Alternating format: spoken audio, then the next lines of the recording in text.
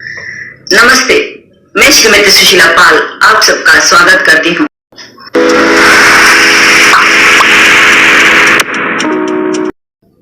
आज के इस वीडियो में हम एक नई कहानी सुनने जा रहे हैं।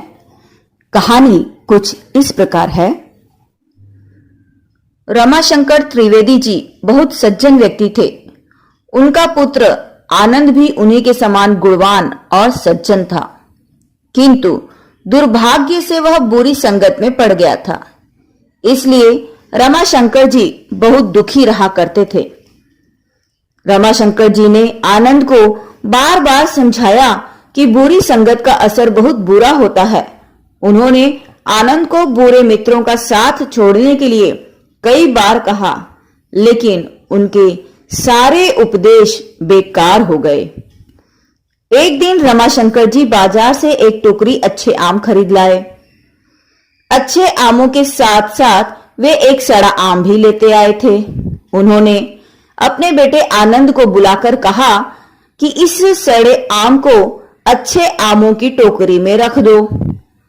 आनंद को बड़ा अचरज हुआ, मगर उसने पिताजी की आज्ञा के अनुसार वह सड़ा आम अच्छे आमों की टोकरी में रख दिया। दूसरे दिन रमाशंकर जी ने आनंद से कहा, आमों की टोकरी खोलो और खाने के लिए आम निकालो। आनंद ने जब टोकरी खोली तो अचरज में पड़ गया। टोकरी में रखे सभी आम सड़ गए थे। आनंद को अचरज में पड़ा देखकर रमाशंकर जी ने कहा, देखा तुमने बुरी संगत का कैसा असर होता है। एक सड़े आम ने दर्जनों अच्छे आमों को सड़ा डाला। अगर बुरी संगत नहीं छोड़ोगे तो तुम्हारे बुरे मित्र भी इन्हीं आमों की तरह तुम्हारा सत्यानाश कर डालेंगे। भला चाहो तो बुरी संगत तुरंत छोड़ दो।